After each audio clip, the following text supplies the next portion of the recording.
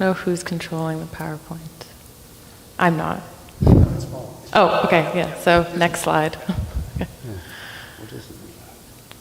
So Jim's just quickly going to go over some of our roles within the housing or the homelessness sector, and then I'm going to touch on some of our work in the housing sector. Try me places so I can see what's on the list first.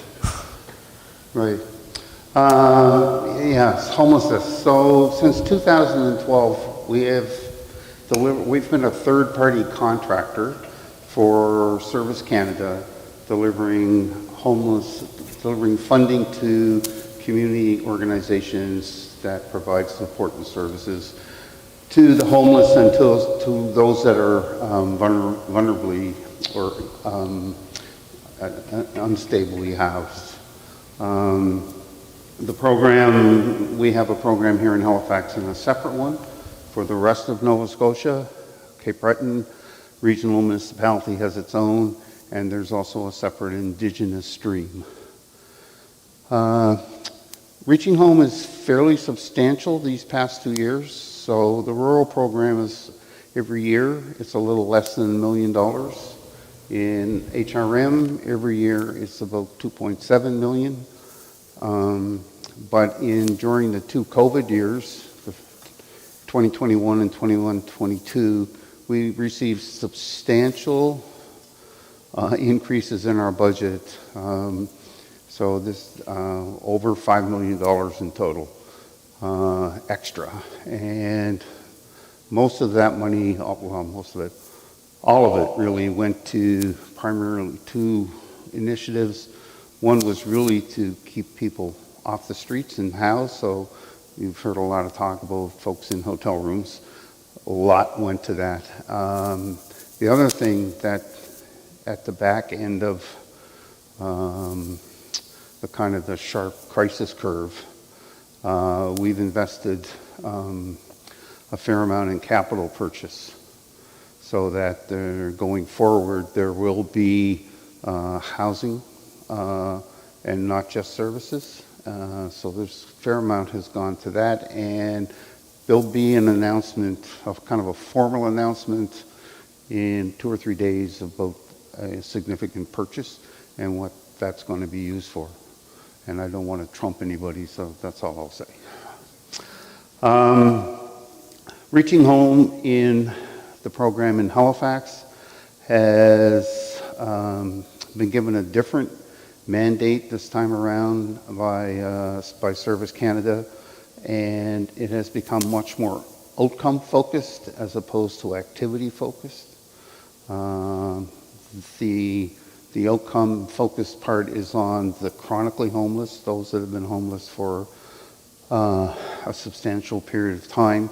And it's also dictating a methodology where it becomes a community response to homelessness as opposed to an agency response to homelessness. And coordinated access system is a system that has multiple entry points, but it's multiple entry points into one system, and then resources are applied through that system in two ways. One is a housing resource.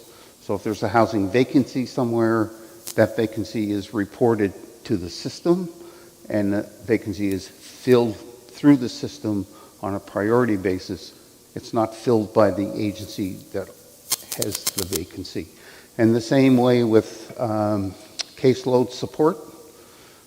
If there's a caseload vacancy, that vacancy goes to the coordinated access system, and then somebody who is unsupported is then tied to the available support person, and so on. So it's quite different in terms of how community works and how they work together. And it's been a couple of years in the making. Officially, it'll start in April. So AHANS in its role is the coordinated access manager or coordinator. That's one of the roles. The other thing that Service Canada has really put an emphasis on is decisions based on data, and We use software called the Homeless Individuals and Families Information System, which is shortened to HIFIS. And HIFIS has many, many modules around housing placement, housing support, around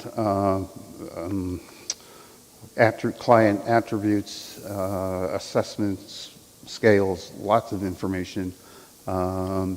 And HIFIS is countrywide, goes from Halifax to Victoria. All that information is at an aggregate level, not at a personal level, but at an aggregated level.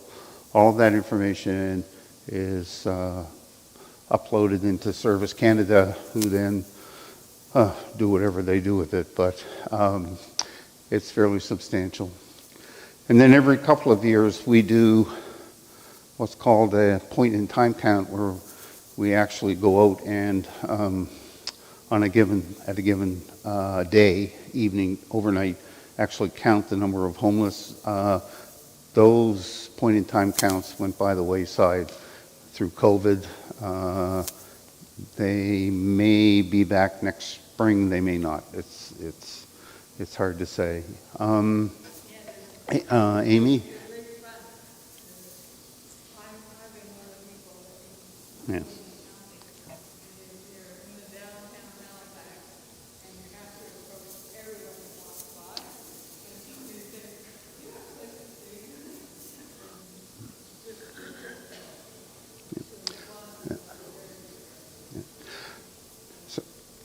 So the goal of Service Canada through Reaching Home is to reduce chronic homelessness by 50%. And if we flip to the next slide, actually, can we skip to 2 slides? Can we skip this one? Great. I don't know if you can see that. Oh, sorry, I missed. Oh, sorry, yes. This one's like this. I would encourage you to take it as right here. How many people in Halifax are homeless? 416 as of November the 16th. that we know about. That's how many we know about.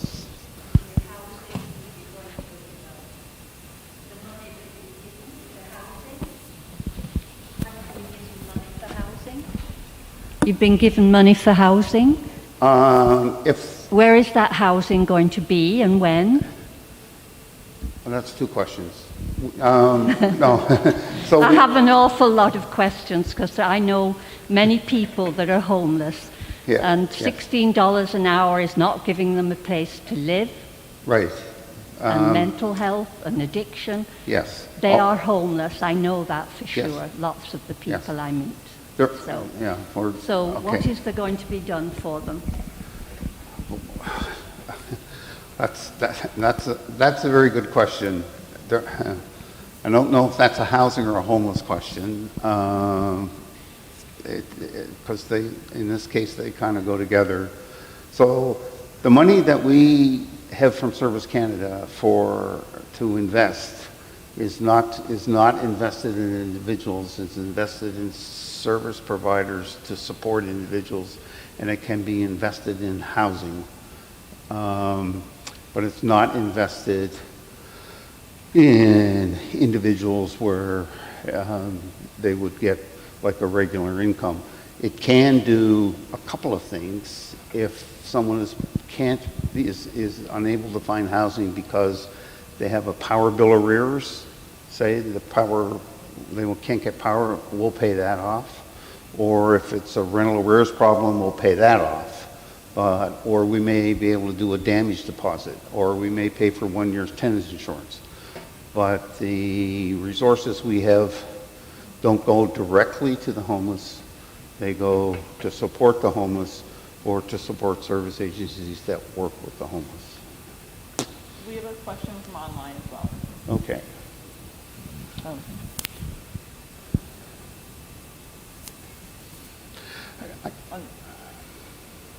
Will the slides be available after this? And the second is, has Service Canada indicated why they favor community response versus agency response? maybe I wasn't clear. We fund agencies. So we fund Shelter Nova Scotia, AHANS for Women and Children, Salvation Army. We fund Eve Fry Society. We fund Coverdale. We fund Welcome Housing. We fund the Mi'kmaq Native Friendship Society. Like our money goes to those agencies that support a clientele. That's who we fund. And the agencies support, AHANS supports women and children. YW supports women. Shelter Nova Scotia supports, Salvation Army primarily support men. Coverdale supports women involved in the justice system. John Howard men involved with the justice system. So we fund them to support their clients. I don't want you to lose that question about the $16 an hour, because I'd like to talk about that a little bit when we talk about the housing part. So we'll come back and I'll speak to that question where $16 an hour is not enough, and we'll come back to that. That's an important point. So this is just a quick look at the numbers, and I need to get closer so that I can see them. So as of last week, we had 416 people that we knew about who were actively homeless. So they were in a shelter or they were unsheltered. Slightly more men than women. About 2/3 are men, 1/3 are women. 75% of them are chronic. And what chronically homeless means, you've been homeless for 6 months or more. Or you've been, over a 3-year span, you've been homeless for a year or more. So 3/4 of the homeless individuals are chronically homeless. Can I borrow that for a second? The other thing that is important to note is a large proportion of those homeless individuals are tri or comorbid. And that's a term that speaks to their mental health or addiction or chronic health.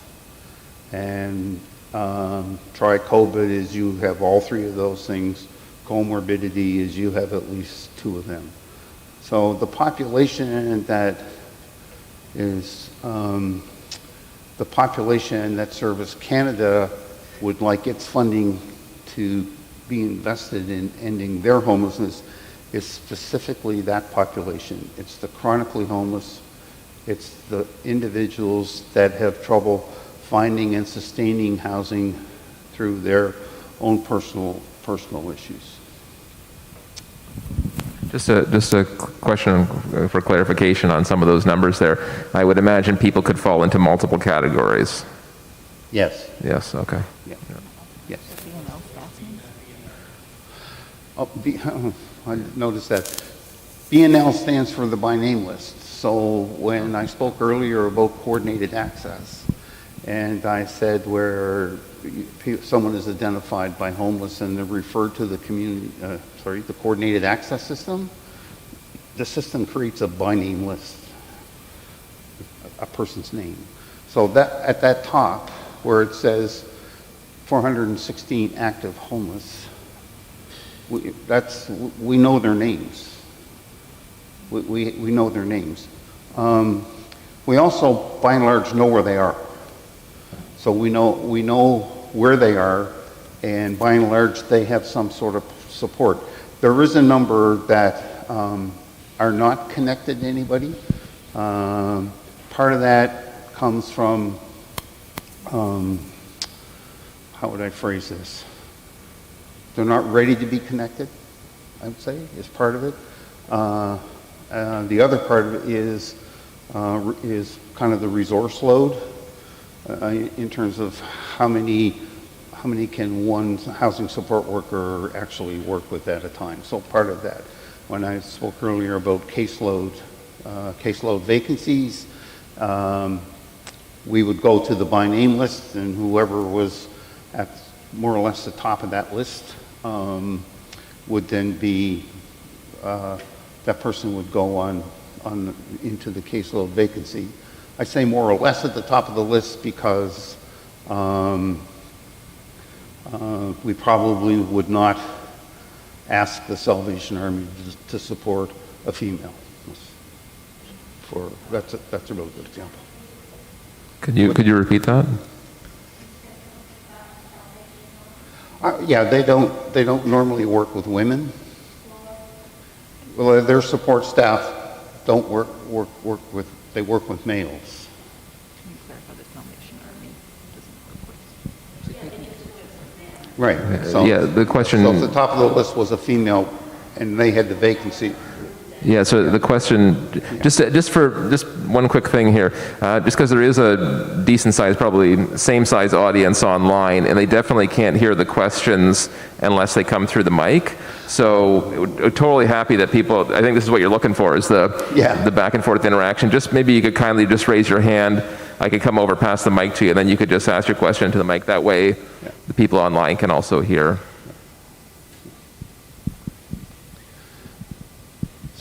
So one of the things I would say about the impact that COVID had over the past 2 years is that the number of absolute homeless at any one time, that number at the top of 416, that number has gone up. There's no question about that. The number of trying comorbid individuals and the number of chronically homeless, more than 6 months, those numbers have grown.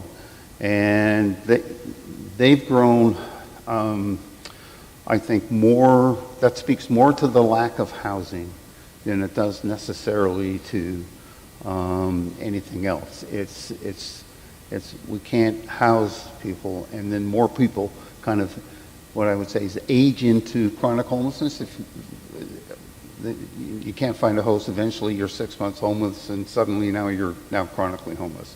But the impact of COVID really is around the absolute numbers, and that speaks to the housing crisis more so than anything else. Yeah. So that's the kind of the work that we do around homeless, and so we don't work directly with the homeless population, but we work very closely with service agencies that do, and take their advice in terms of what sorts of investments we need to be making in order to make those numbers start to go down. So, question with the mic.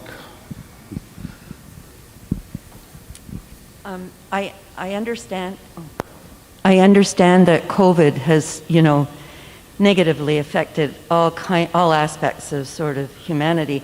But when you say that COVID has really made, sort of a major impact on the housing issue, I've lived in the city in 38 years, and there's been a housing issue that's been escalating terribly long before COVID. And so I'm just personally curious how much of an impact COVID has made, and how. Like, I know it's impacted everything, but on housing in particular.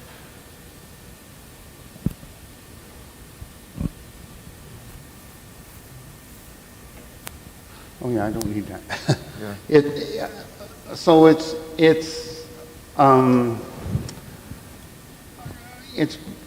COVID, and this we'll go back to 2020. We'll go back to the lockdown. What the lockdown did, and the introduction of COVID into our society, broke down a lot of informal arrangements. So where people were couch surfing in somebody else's apartment, that relationship, because of lockdown, started not to work. So they left. Folks with temporary service industry jobs that were contributing in some other household to the rent who lost their work or left, or sometimes CERB took them out, and then they couldn't find housing and couldn't get back in. So there's more than one way in which that happened, but those are the kinds of dynamics. Landlords could afford to become more choosy too, in terms, if they had a vacancy, they could wait and look and wait and look. So it's, your point though about the housing prices growing is absolutely true, and it's a good segue into me stop talking and let Adrian talk. I'm just going to quickly go back to the second slide, just so I can go over some of AHANS' activities in the housing sector. Perfect. So around 2018, 2019, AHANS started to evolve from just acting within the homelessness sector to getting more involved in permanent affordable housing. So in 2018, we purchased our first building.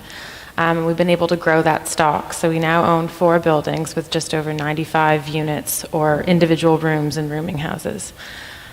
We've also been able to secure land. Oh, sorry, I think it's the next slide. The one before that, like the second slide in the PowerPoint. Yeah, perfect. We've also been able to secure land from the city. So the city has a community interest surplus category where they designate land for nonprofits. And we were lucky enough to get 4 pieces of property in Dartmouth. So we're now doing the preliminary work and some of the pre-financing work to try and get a development off the ground to build multi-residential units.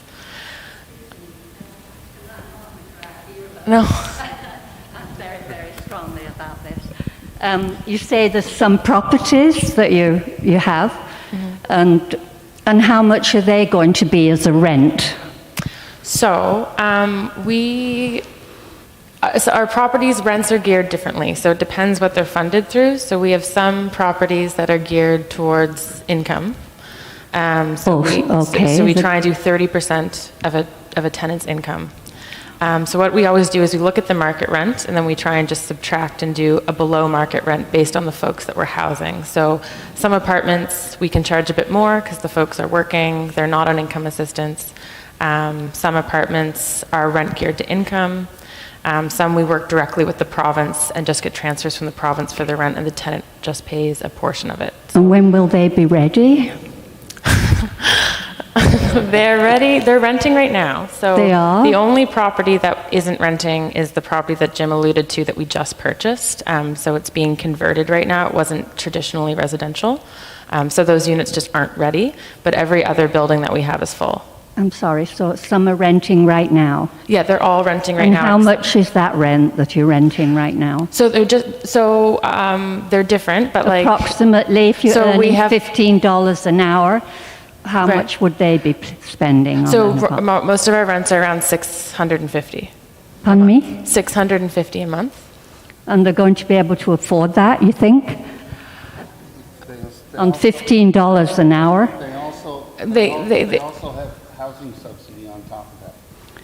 It's very, very difficult to find an apartment. Very, very difficult, and particularly at that amount. I agree with that. I want to go back to the $650. That's what the tenant is paying. That's not right. There's also housing subsidies involved. So they're going to pay less then, you're saying? They pay the standard 30% of their income. That's whatever their income is. So the rent could be as low as $400 or it could be high as $800. It's all income based. Okay, $400. Because weren't they going to give the developers some money to build some housing? That's a question. And that might be $400 an apartment or something. Is that what I heard or read? So there was a program, it was called density bonusing, that the city put out, and originally what was going to happen were developers were going to build affordable housing units within their development. The city had then changed its mind, and now there's a fund. So whenever a developer wants to get the density bonusing in their buildings, they want to build higher, they contribute money to a fund, and the city has just laid out the parameters of how that fund will be redistributed to nonprofits. So there's now a program that nonprofits can apply to get capital financing to build or to renovate a unit. Because talking about the Salvation Army, people that work there only get $15 an hour too, and that's a very difficult job to do. And there's a lot of men, they lie in the cots at night, and there's a lot of them that there's no cots for them. So it's not an easy life. It's not an easy life for them at all. And I have to say, yes, some of them have mental health or addiction. So that's why if there was a place that was built that had small little apartments, but they had a social worker or something like that in the building, that might be, I think. Yeah, so that's positive. considered a shared housing model, which the city is trying to encourage, and that's what some of our buildings are based around. So it's like a wraparound approach. So most of our tenants that we take come with housing support workers. So they come with an attachment to a support worker who can help them with some of those social challenges that they may face. So we offer the housing, and we partner with social agencies to offer the social services, because we don't have social services within AHANS. So we partner with ADSM or Shelter Nova Scotia to kind of have those wraparound services for our tenants. No problem. So the next is for consultancy. So we've had the opportunity to work with a number of nonprofits who want to expand their housing stock. So we've helped them through planning applications, we've done project management with them, we've helped do growth assessments to kind of get nonprofits thinking about how do we expand our stock and what opportunities exist to develop new housing to help house the folks who need housing. We do property management for all of our buildings. We've also worked with a few private developers who are looking to offer affordable housing but want the support from a nonprofit to understand kind of what are the extra things you need to think about. So we've been able to do that. And then just from a research standpoint, we've done some neighborhood studies looking at neighborhoods that have valuable affordable housing stock and what threats may exist, but also what opportunities exist to expand the stock in those neighborhoods around HRM. We've also looked at different areas of the province, so all of that research can be found on our website. I'm going to skip ahead now to a few Adrian. Slides ahead. Adrian, could you just maybe tell folks when you say the stock of affordable housing units in the city, what are we talking about? How many are we talking about? Like when you say the stock. Right, yeah. So not many.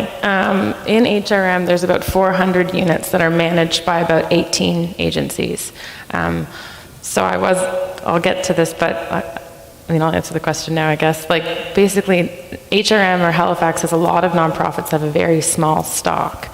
So they might have 12 units, they might have 20 units, they might have 40 units, and they're not achieving the economies of scale that we're seeing in other provinces where there's nonprofit housing developers who have 100 units or 200 units, and they're able to kind of leverage their assets and essentially act like developers. So because our service providers are so strapped, because they're offering healthcare services, they're offering housing support workers, they're offering employment services, and they're offering housing, a lot of our nonprofits don't have the mindset or the capacity to think, oh, and I'm also going to develop housing, because their staff is so under-resourced. They're already pulled in so many directions because there's so many community needs. And so we don't have that mindset of how do we continue to grow our stock. And so we're in this crisis now with housing, and we don't have a nonprofit sector that can respond to it.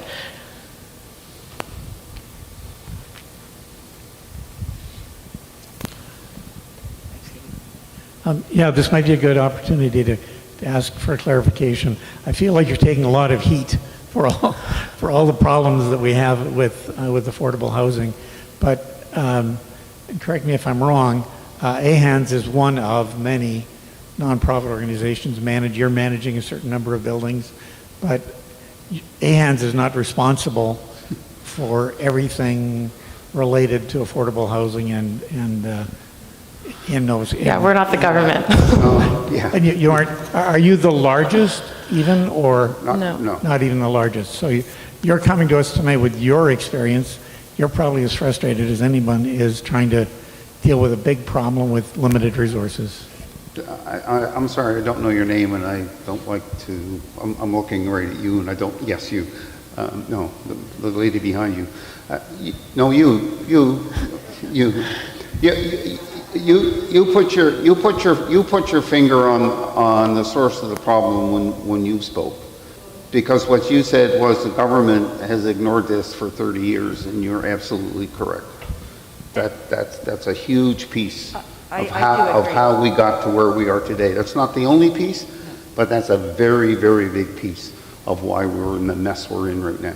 I wanted to just touch on something quickly because it was just briefly mentioned, slightly mentioned, the aspect of private owners getting remotely involved, should they be interested in getting involved in affordable housing, and to what extent that happens. I mean, to what extent you're aware of it happening, and to what extent there might be some incentive, and I don't mean a huge capitalist sort of heap of money necessarily, but some incentive to invite and encourage.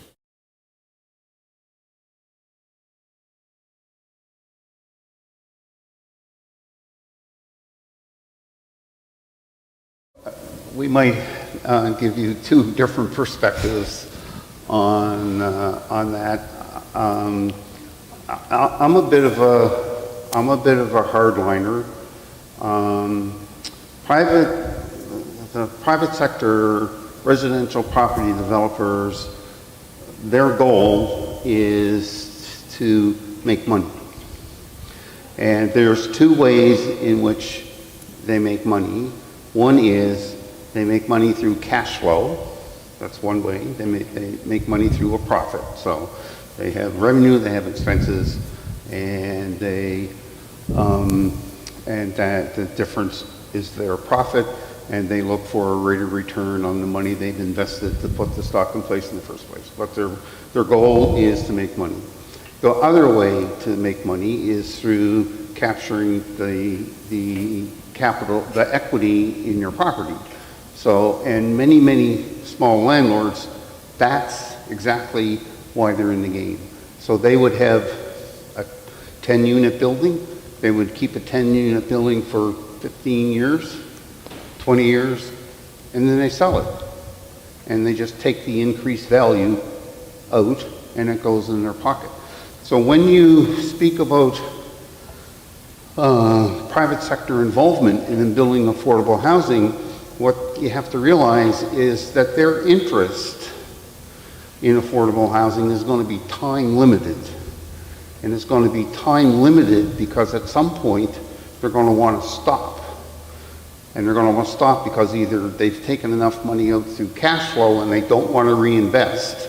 It's time to do the windows, it's time to do the roof, it's time to repaint, it's time for all new appliances. They don't want to do that anymore, so they stick a for sale sign on it, and then someone else comes along, they have to do all that work, and the rent goes up.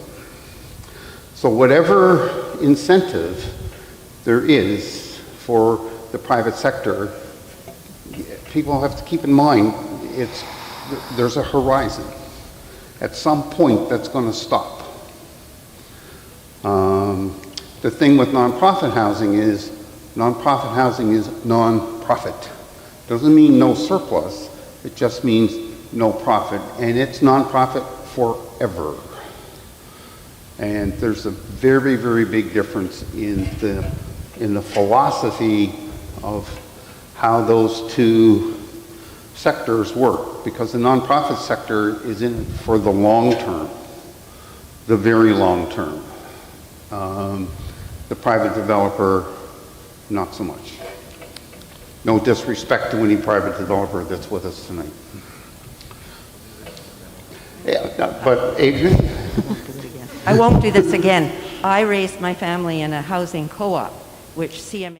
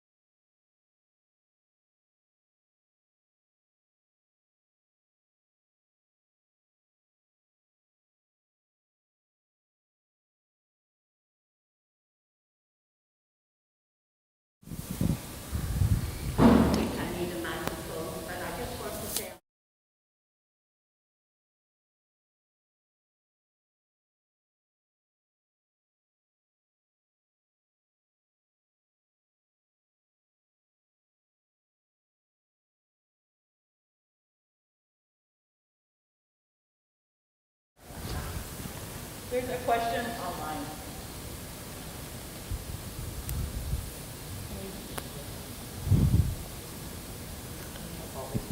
online. Paul, there's a question online. Oh, we can't hear anything on Zoom, somehow Paul got muted, but I'm hoping that you can hear me and I'll ask my questions now, okay? Where are the municipal governments changing the bylaws, building rules? Are there non-backyard groups that are hanging around in the waiting, ready to shut that down? And are there other problematic hoops that have to be jumped through? And then I have a different set of questions from someone. I think there's part of the question I missed. But I can tell you, I can answer part of the question I heard. I can answer. So, Just one section. Paul, they can't hear online. oh.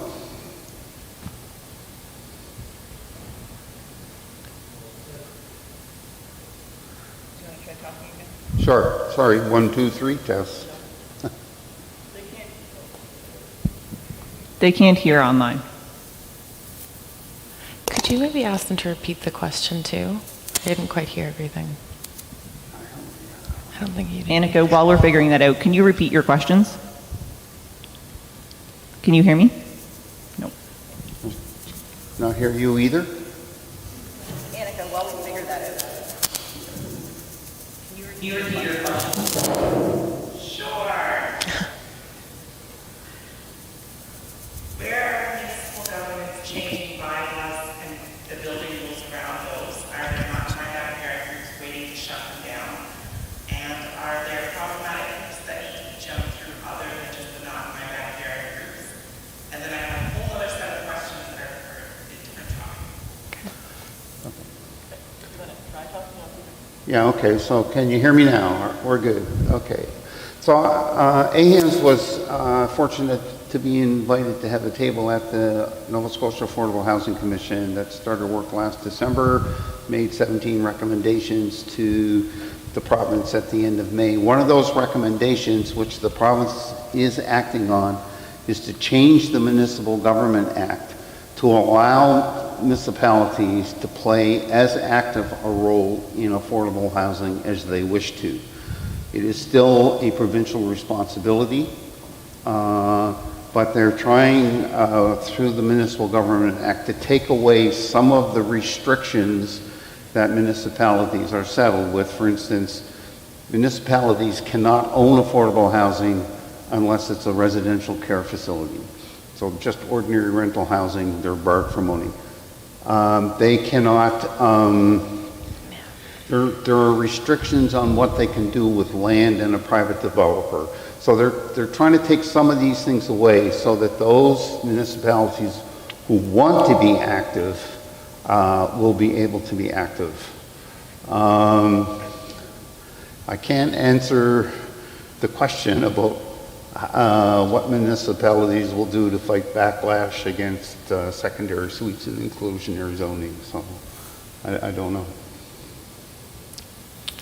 Yeah, I mean, with NIMBYism, I feel like you're always going to encounter that to an extent. The city, I can speak to HRM, I don't know if anyone here was involved in the center plan and that getting approved. It just got approved last week. It's been about 6 or 7 years that they've been trying to approve it, but there's a lot more in those land use bylaws that focus around different forms of housing that can be tailored or geared towards folks who might need more support. So there's new bylaws for shared housing, there's new bylaws for secondary suites, there's new bylaws for backyard suites, and those are all approaches to try and increase the supply, but increase the supply of housing in a way that it will increase affordable housing specifically. So HRM is taking steps towards doing that, but like Jim said, it's their hands are tied in a lot of situations because the Municipal Government Act doesn't allow them to do as much as they'd like.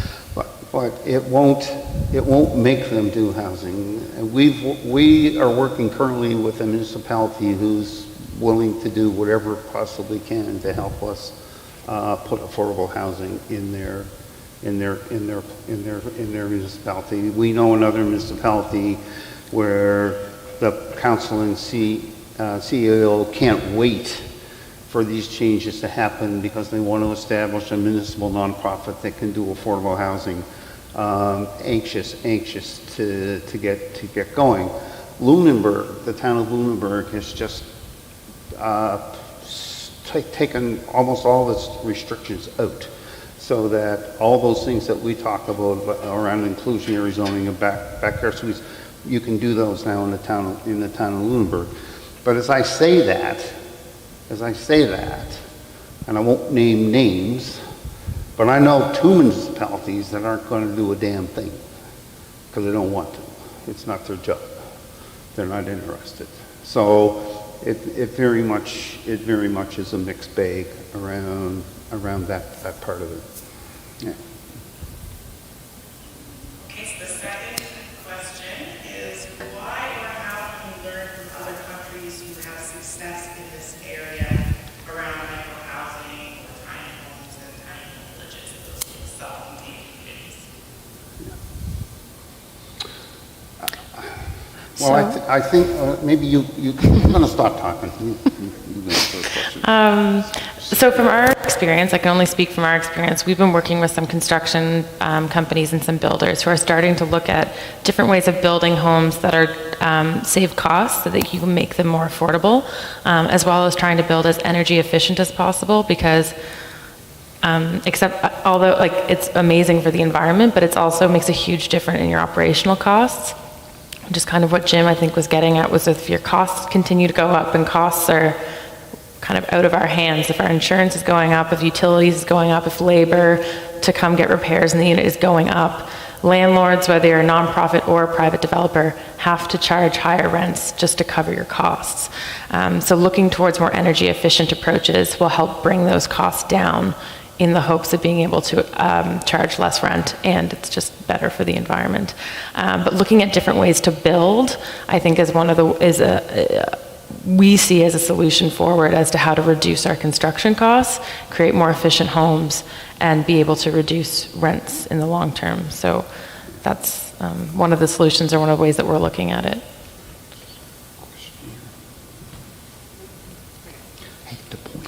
We'll do that in 1 second. Are you done with your question? No, I got one more, and then I see another one coming again. So I'll do this one, and then you can take one from the group in there. If a big community has land that can be used for housing, what should they do? I think there's a couple different approaches. You could look to a nonprofit that your faith community feels like they have common interests or common values with, and approach them to see if there's any solutions, or if the nonprofit has an ability to partner with them. Approaching the city is also another option. Like you could go and get a meeting with a planner at a city and kind of look at like what's possible in our land, because a lot of what can be done depends on the zoning. So kind of getting a good understanding of what's actually possible on the land will then kind of direct your group towards who you might want to approach.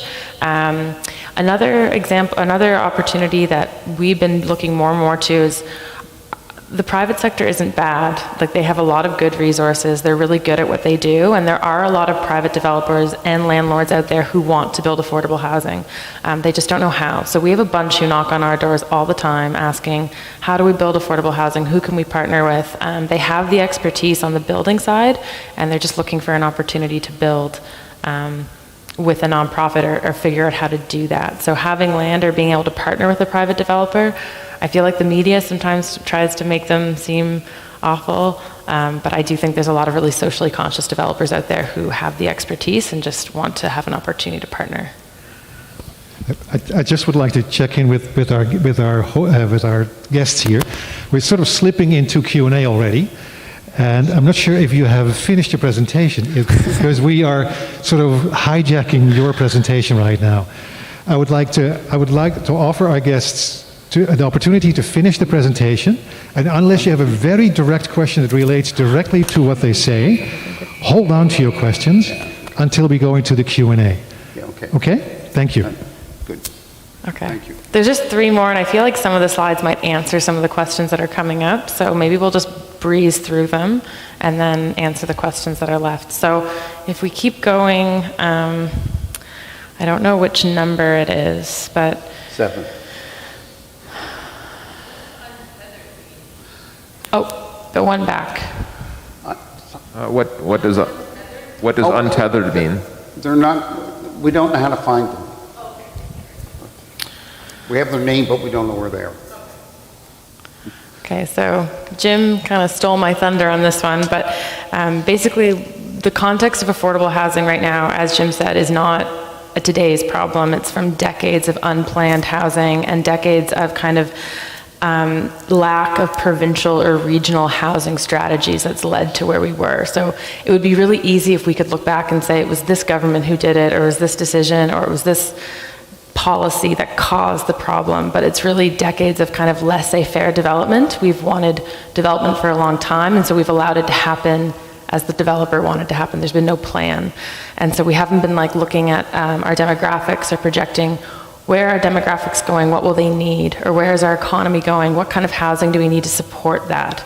And because of that, we're kind of in this position right now. So there's a lot of variables that go into it, but some of them that, from our perspective, we talk about a lot at work so I'll just go through the list really quickly. So government reliance on the private sector.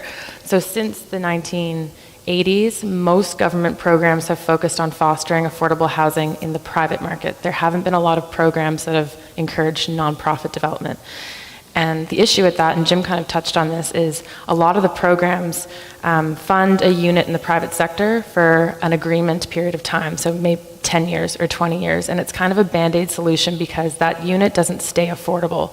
Once the agreement's over, the landlord normally increases the rent to make up for the cost that they left. So it's more of a Band-Aid solution. It's not a long-term solution of how are we fostering an affordable housing sector. Another program that's been really popular for decades is the rent supplement program. So a household can go to the province, apply for a rent supplement, go get a unit in the private market. So their income pays a certain amount, and then the rent supplement tops it up. So when our vacancy rate was quite healthy, like 4 and 5%, that program worked really well because landlords wanted tenants. So they were more willing to work with this program. But now that we're seeing such a shortage of supply and landlords are getting 15 to 20 applications for one unit, they're more likely to go with the tenant who doesn't come with the strings of a rent supplement. They're going to accept a tenant who can just pay the rent. So that program isn't working right now because there's tons of rent supplements that are available to tenants, but they can't find units to use them in. So this is all from years of the government focusing on the private sector and not trying to build up the nonprofit housing sector. Another element that's worth talking about is called naturally occurring affordable housing units. So in any given housing market, you have the newest housing that's built, and that's the most expensive. You have the units that are about 10 to 20 years old, and they're kind of middle. And then you have the units that are the oldest, maybe 40 years old, and they're just naturally the most affordable because they're the least desirable to live in. They're not as new. And so those units for us right now were mostly built in the 1970s and 80s. So there was a housing boom at that point. There was a bunch of money from CMHC to build housing all over the country. And so we built a lot in Halifax during that period of time. And now those units are getting to their maturity date. So today, they're 40, they're 50 years old, and they need to be redeveloped, they need to be renovated. And so we're seeing those units either be renovated and the rents go up, or they're being demolished and there's something being rebuilt, but there's not a housing stock to replace those naturally occurring affordable housing units because not as much was built in the 80s and 90s. So just our supply isn't consistent, and we don't have units in the private market to replace those units that are evaporating. So we're just seeing a lack of supply in the private market as well. This is kind of tied to the first one, a lack of capacity in the nonprofit housing sector. So unlike other provinces that created programs that kind of fostered building capacity in the nonprofit housing sector, so you can look to BC, you can look to Quebec, you can look to Ontario, they all did a really good job. We didn't do that.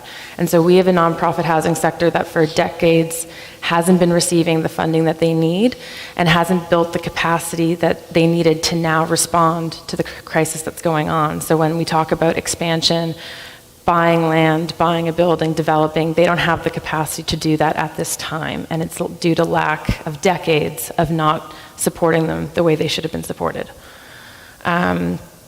This goes right to the point we've been talking about, stagnant income. We can talk about affordable housing as much as we want, and supply can make a difference to an extent. But if incomes don't increase, there's always going to be that gap between the cost to actually just run a unit and someone's income to live there. And nonprofits for decades have been trying to internally subsidize and offer really low rents and run a deficit because they're not covering their costs. And so we're having a lot of nonprofits now who've been running deficits for decades because they're offering rent, like they're losing money and they're not getting topped up by the government. We touched on this, but rising property costs, so the cost just associated to operate a unit has gone up dramatically. So again, whether you're a private developer or a nonprofit, those costs are they're uncontrollable. We don't have control over the cost of utilities, over the cost to build a unit. And so we're always trying to balance how much can we charge in rent, but how much are our bills? And then the last is just population. We have experienced a population rise. HRM has been growing at a rate of about 3.5 to 4% a year. COVID has changed that a bit, but I expect it to keep growing, which is good. We've been trying to attract development, but there's just a supply issue of too many people applying for too few units. And what's being built right now isn't exactly matching what folks need. So yeah, those are just some of the factors that we think contribute to the context. There's more, and there's more to it that we probably don't understand, but it's kind of what we're seeing in the context today. And I'll just go quickly to the next slide. So in our role as the Affordable Housing Association and our opportunity to work with other nonprofits, we've come up with, there's common barriers that nonprofits experience when they're talking about expanding their stock. So again, small scale portfolios, a lot of nonprofits don't have that many units. They also offer an array of other resources to tenants. And so their primary mandate isn't always to develop housing. It's housing with caseworkers, with employment services, with health benefits. So they're doing all those things, and housing isn't always their priority, and they don't always have the capacity to leverage assets to continue developing. Low rental revenue and increasing operational costs. Like I said, nonprofits are constantly battling against this deficit of trying to offer the lowest rents possible, but trying to balance their budgets. And a lot of nonprofits end up getting into trouble because their mandate, and it's what they want to do, is offer units to the most vulnerable in our population, but those folks aren't earning enough to pay a higher rent. An aging housing stock, so a lot of nonprofits have housing from the 70s and 80s, which has made it incredibly difficult to renovate or to bring up to different standards for energy efficiency or accessibility, and they're getting to the end of their lifespan where they need major renovations, and nonprofits don't necessarily have that reserve stock to replace those things. And most nonprofits, although they were contributing to reserves, had to dip into the reserves sooner rather than later because of the deficit they are running. So now when nonprofits need a new roof or they need a huge structural improvement, they don't have those capital replacement reserves to cover it, which has kind of led to where they are. That's when they start selling. Yes, we see them start to sell. The housing can fall into disrepair. There's nonprofits with units that are just boarded up because they're inhabitable. And as Adrian said, they've also kept the rents low, so they don't have the rental income to actually pay a loan back that normally that's what would happen. So they can't do either. They don't have the cash, but they don't generate enough revenue to actually go to the bank and get a mortgage because they don't have the revenue to pay it back. Mm-hmm. And I already touched on lack of capacity, but the last is just available land. Like in the regional center right now, land is very difficult to come by. It's very expensive. And nonprofits don't really have the ability to act in the private market and compete against private developers to access land. And so what you're seeing is maybe a nonprofit who's typically active in the north end of Halifax, where most of their demographic is from. That's where they're most comfortable in. They have access to bus lines, they have access to services, but the only available land is out in maybe Cole Harbour or out near Sackville. And so it doesn't really make sense for them to try and get land out there, but it's the only land that is available at this time. So those are kind of all contributing factors to why some nonprofits are struggling to increase their housing stock. So although they acknowledge there's a housing crisis, there's a lot of barriers in front of them to respond to it and increase the number of units that they have. So I just wanted to very quickly touch on the two different aspects of this. So one is affordable housing. And when we talk about affordable housing, Adrian and I, we talk about housing that rents at kind of below market, and it's available for rent at much lower rents. That's affordable housing. And we have an affordable housing crisis. We don't have enough of it. The other aspect of this is housing affordability. And by that I mean a household's ability to pay the rent. And in Nova Scotia, there is so much pressure on moderate and low incomes because wage rate is low, as you've pointed out. Taxes are high, fuel costs are high, childcare costs are high, food is high. All of those other things that you need, low-income households are forced to choose between that a range of, and I forgot high taxes. They're forced to choose between some of those things and rent. I mean, that's the kind of conundrum that they're in. So the housing affordability, there's a group in Ontario called Canadian Centre for Economic Analysis, I think it's a fancy name, and I think it was in 2018, maybe 17, in that time frame. They did a study on housing affordability and looked at this aspect of housing for moderate incomes. And Nova Scotia was the worst place in the country. We were the worst. And we were the worst in those pressures. All of those combined pressures made us essentially the worst place to be trying to find a place to live. If you have modest income and you're renting, don't come to Nova Scotia.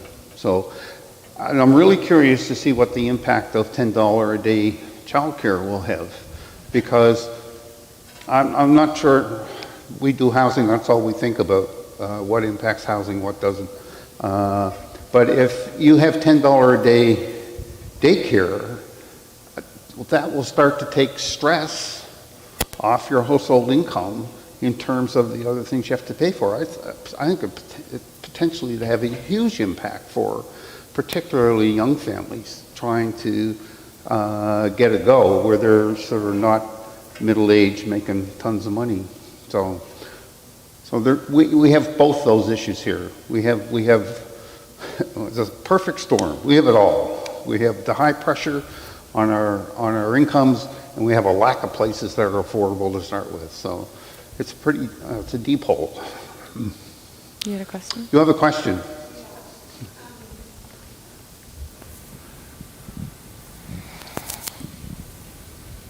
Is it AHANS?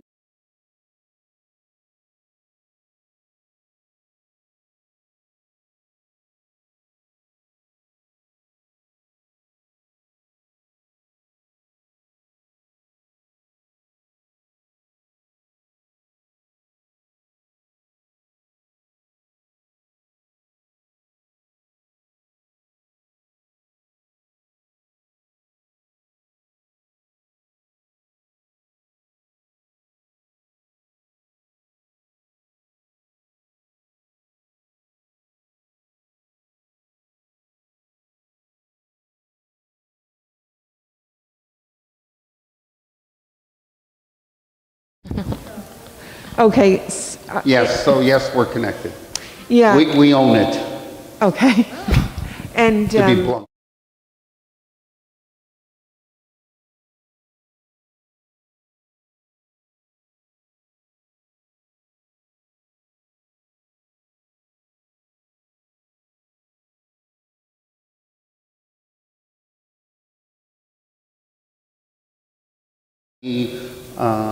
In the plan that the facility, the housing will be for the most vulnerable. It'll be for those trying comorbid. There will be clinical supports Yes. available Yeah. for them.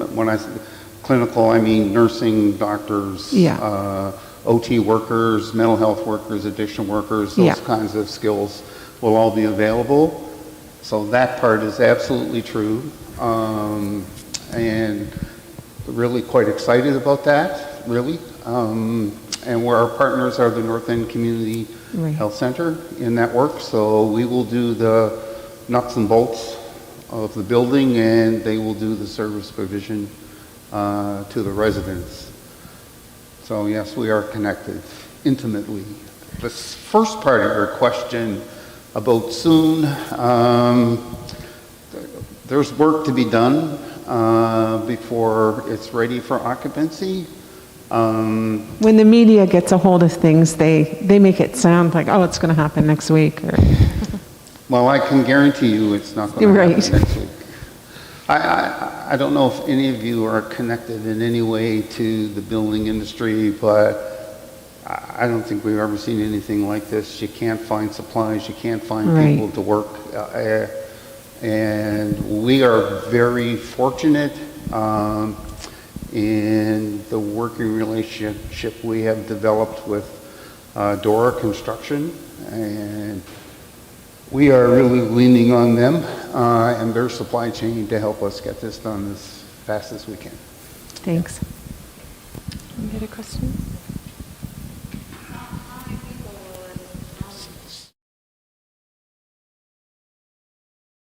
It's in Dartmouth. It's by the Dartmouth side of the new bridge, sorry, and just behind the U-Haul.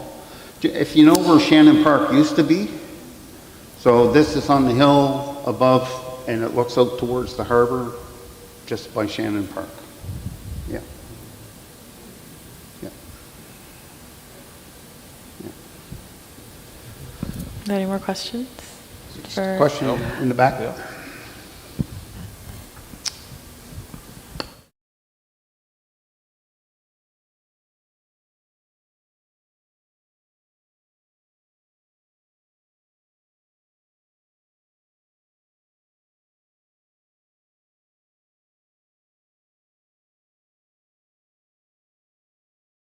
So I'm not actually sure what it's called, but right now there's actually an open call for nonprofits who have units that they either want to build or they want to renovate. So it would have to be a unit that's in kind of disrepair.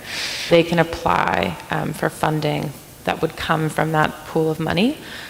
So right now there's a cap of $200,000 that a nonprofit can apply for, and they have to have submissions, I think, in by December 31st, and that will be the first round of money from that pool that will be reinvested into the community housing sector. Okay, and so what about small?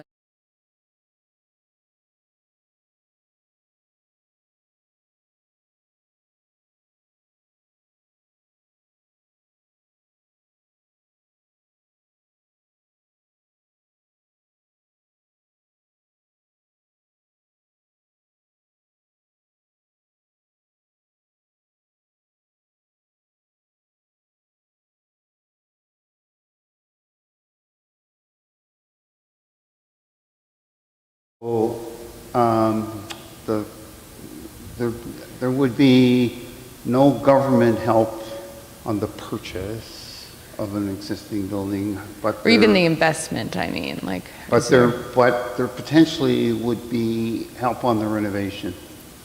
So Housing Nova Scotia has a program called Residential Rehabilitation Program, and they would advance money for repairs, so roofs, windows, those kinds of capital repairs in the building, and then in return for affordable rents, that would be forgiven over time.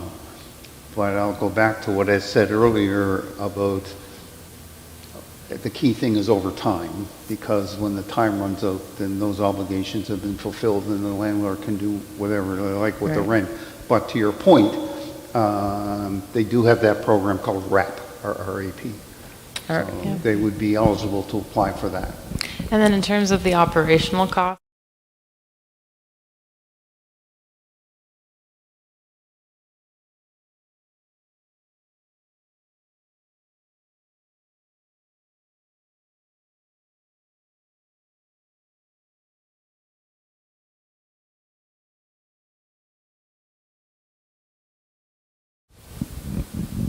How many public housing units are there?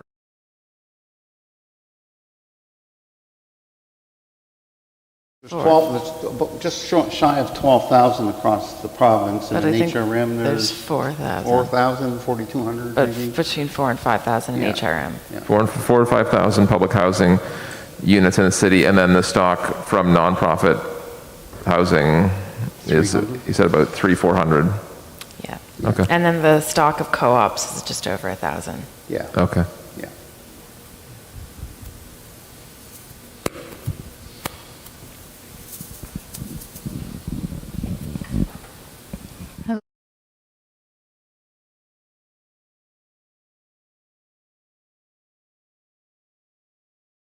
There's more than one program. Some are attached to units and some are attached to people. Yeah.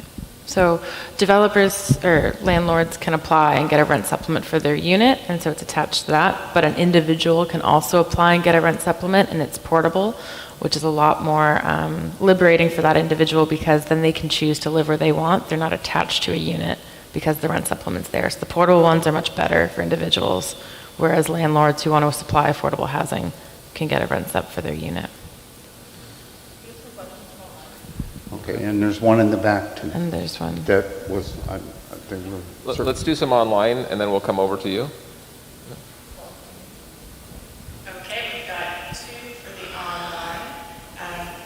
Someone brings up an example of Reverend Christopher White, who was featured in Broadview Magazine. And he notes that they are partnering with a very exciting and innovative program to sponsor homeless folks, much the same way we do refugee sponsorship. Has this approach been tried here? No. Yeah, no, I've never heard. And the second question might be related then. What are the best ways for faith communities like ours to support the housing insecure?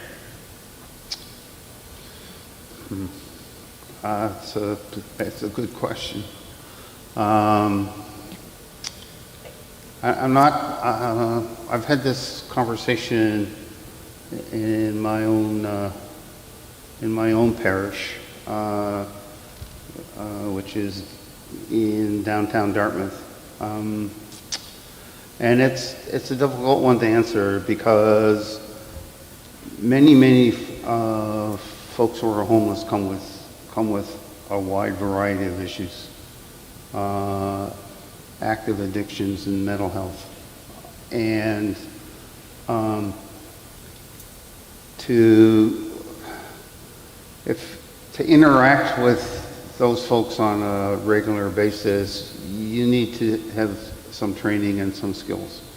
And I am very nervous of volunteer organizations that run shelters or run drop-ins because their hearts are in the right place, but I am concerned for their safety, frankly, because if one of those individuals is off their meds or can't get their fix or whatever is pushing their buttons on a particular day,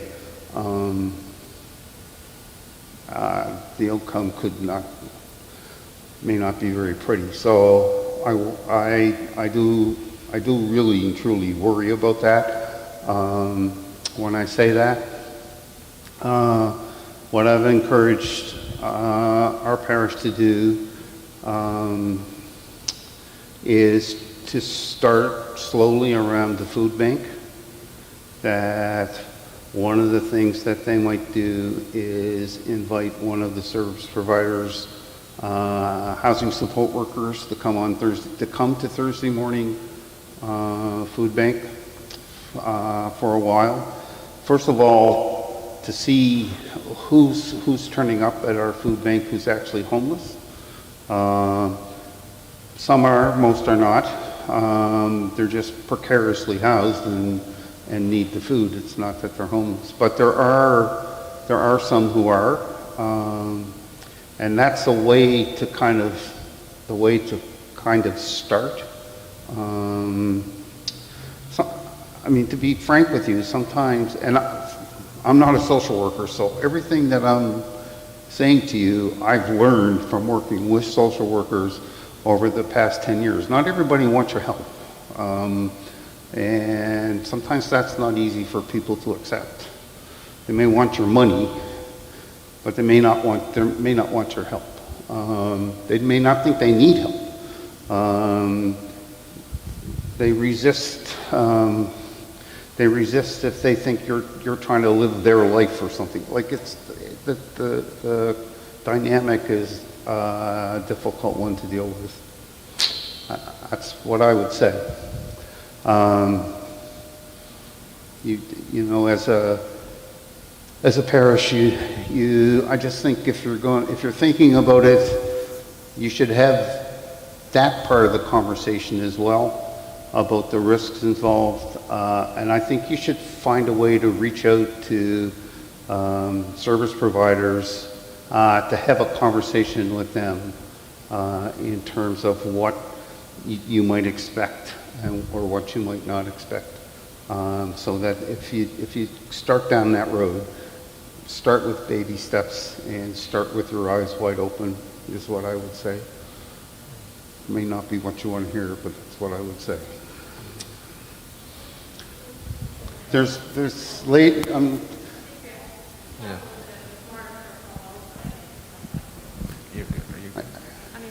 I guess just.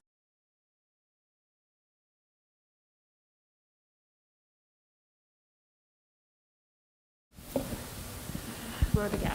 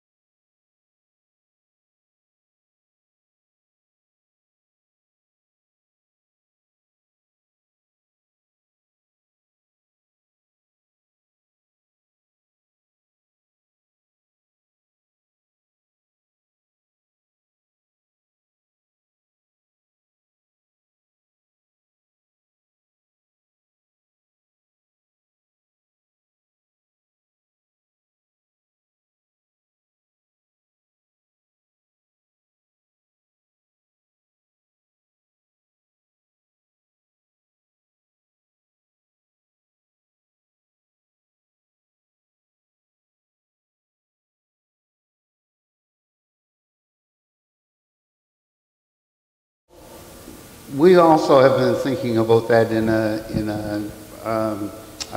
kind of a different way, but kind of along the same lines. So it's very hard for a nonprofit to be a charity, a nonprofit housing provider to be a charity, because CRA requires a housing charity to rent 100% of their units to very low income.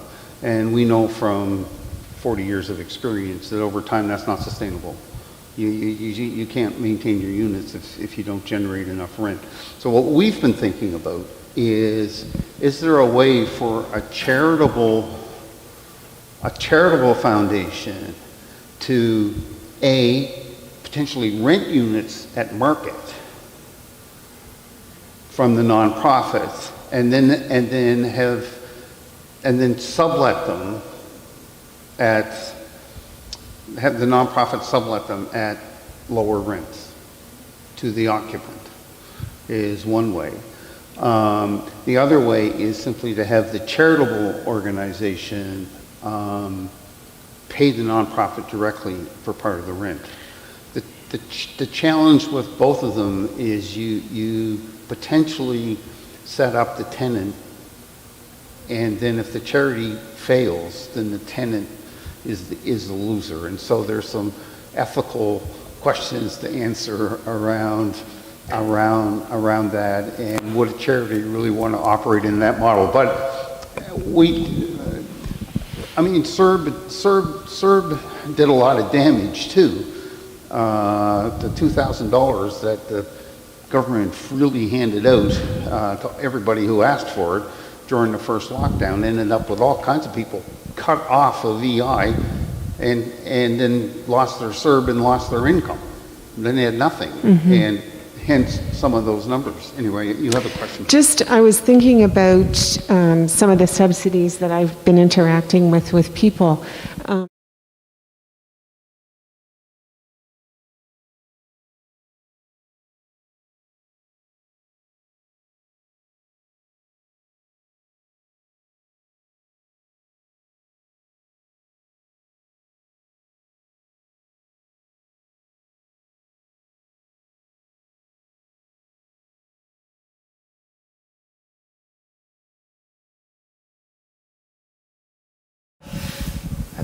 Well, I do know. So some groups, the faith-based groups, but also just like other community groups, reach out to service providers who have tenants who have arrears, and so they make a one-time payment of the arrear. So let's say we have a tenant who's been unable to pay our rent. They have arrears of $400. The group will pay us directly to pay off their arrears. So it's a one-time payment. There's no false hope in the sense of it's ongoing, but it might just help someone who's in between jobs or who has been in a precarious situation, has been unable to pay rent, just gets them back on their feet to a point where they're still housed and can continue to try and make a housing plan to stay housed. So it's a one-time payment, and it goes right from the group to the property owner. I think that's really awesome. And it is what churches can offer. And around electrical bills, too. Yeah, electrical bills, like we've seen that too. So the way that gets facilitated is through the housing support workers. So ADSM, Shelter Nova Scotia, Salvation Army, all of their tenants are housed in the nonprofit and the public and the private market. And they have tenants who have arrears. And so when there's no money through diversion funding through the government or through AHANS, they will look out to either faith-based or just community groups who have that pot of money, who are willing to pay like the $80 for a power bill or the $100 for arrears or $300 for a damage deposit to get someone in a unit. So they're one-time payments, but they can make a huge difference for someone to either stay housed or to get into housing.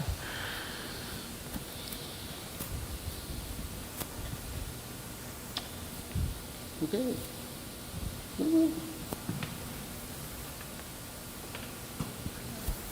Yeah. It's 8:30.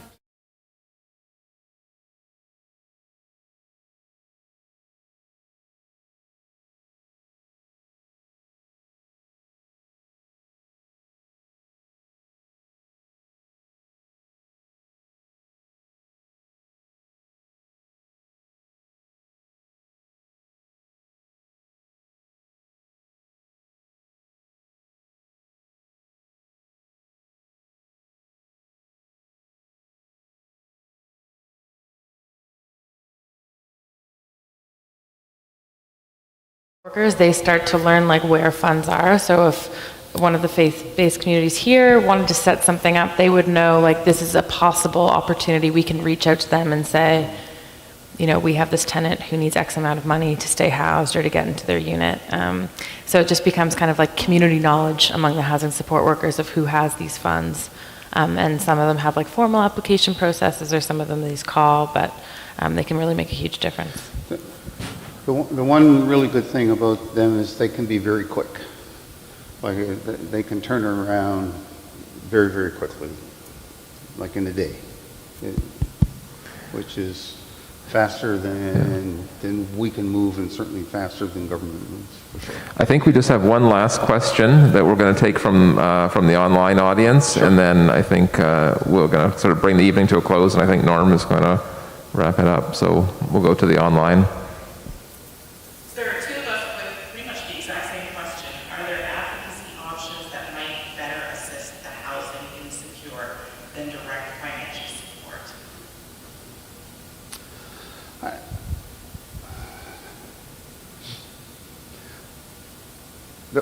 One of the things the Premier said not too, maybe 8 weeks ago now, time flies fast. I have never heard an elected official say out loud before. And what he said when he was announcing the new government's response to the Affordable Housing Commission's recommendations, he said that health outcomes are directly related to housing. And that is so true. It is so true. I've seen research from the States where high incomes in bad housing have worse outcomes than low income in good housing. Housing is pivotal to your mental health and your physical health and your family's health and everything. I would suggest that we don't let anybody forget that that's what he said out loud, and that we remind all of our elected officials that he said that out loud, municipal and provincial, and that we keep their feet in the fire and make them deliver on those words, and not just make it a speech, but make them deliver. That's what I would say. Yeah, I think too, like if there's a group who wants to do something non-financial, like the best thing would be to reach out to a service provider that you feel like you want to partner with and see what they think they need, because they work directly with these folks every day who are experiencing homelessness, and would probably have ideas of non-financial supports that can be contributed that could make a big difference. So it would be partnering with those agencies who work directly with them to figure, okay, we don't want to go the financial route, but we have these resources, or we have this time, or we have like different resources that we can offer, and seeing how you can pair it up that way. We're easy to find, and we like to talk. So if you have a question tomorrow that you didn't ask today, please don't be shy and reach out. You can find us at info@ahans.ca. It's pretty simple. So thank you. This is yours. That's mine.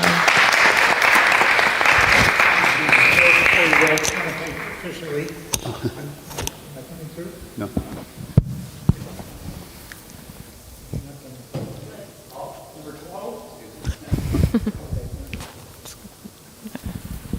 Testing. Oh, that's better. So I just wanted to officially thank you for being here. I'm the minister of the Universalist Unitarian Church on English Street. And what we have here are representatives from 4 congregations.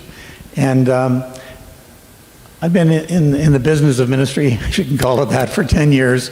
And I've been telling my colleagues that we're in danger of becoming irrelevant. Ministers are, churches are. Everything's become a secular problem because we're not identifying the spiritual roots behind it all. When we can allow 418 people to be chronically homeless and go on as if that was somebody else's problem, there are deep spiritual roots there. What you've exposed us to tonight is how complicated the problem is. It isn't simple, but that is not a reason to give up. That's a reason to engage and get involved. And when you suggested we develop a relationship, I heard you say, with service providers, and I take your point that going out and inviting someone who's in a tent in your backyard to come in and live in your house might not be a good idea, but you start developing relationships with people who are working in the field and really getting an understanding for what the problem is. And I think churches have traditionally been involved with charitable work, and that's important, but we have to be doing the advocacy work as well. We can't be afraid to put the pressure on our politicians, on our governments, and speak up. And as a minister, I don't write often enough to the letters to the editor from trying to bring this point and point out how we're failing as a society when we ignore these problems. So thank you for coming here. This again should be the first, I hope, in the series, because we've learned a lot from you tonight. And I know there are many other service providers and many different angles into this problem, all of which we would benefit from if we knew more. So thank you. Our pleasure.